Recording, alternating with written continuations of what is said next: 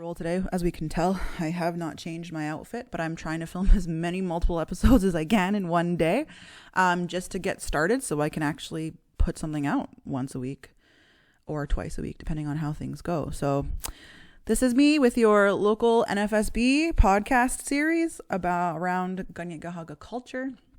So I keep saying Kanien'kehá, and I just want to touch on that today, just for a couple of minutes. Okay, so Mohawk is a term that has been given to our people in this community. Now, is it wrong to identify as Mohawk? Not at all. It is who we are, and it is an appropriate term.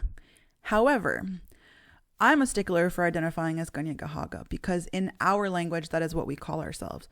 The Kanien'kehá are the people of the Flint. Okay, and we are part of the Haudenosaunee Confederacy, which is also the Iroquois Confederacy. But again, Iroquois is a term that was given to us, that was named us, but Haudenosaunee is where we come from.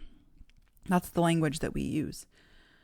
And the community that I'm a part of, which is a community that many of our students are a part of, is Kahnawá. Now, I pronounce it Kahnawá all the time, just like super simple. But if you actually look at where the syllables are, the upstresses, all of the accents, like how you would spell it appropriately and pronounce it, it's Kahnawá.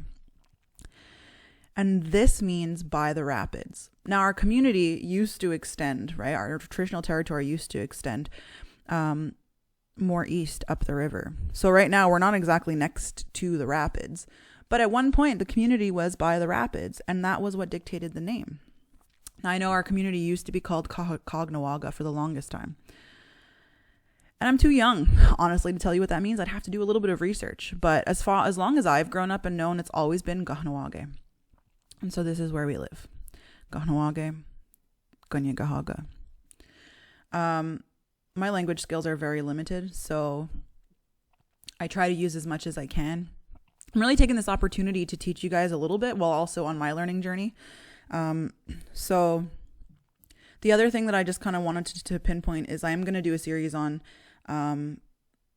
names. And I think that was my first one that I did, is I started with pronunciations. So I also have a Kanien'kehá name. Kanien'kehá is the language that we speak, and Kanien'kehá is the people. So I have a Kanien'kehá name, and it's Katsi'soró. I'll slow it down for you. Katsi'soró. Katsi'soró. I don't even know if it's spelled right. One thing that you'll encounter as you meet different kids is that you've learned all of these syllables perhaps, and you've been practicing the sound charts, and then a kid comes to you with a name and you're like, whoa, this is like not what I learned. I don't know how to pronounce this. Kanien'kehá was an oral language, and it has become standardized in recent history to have a written form.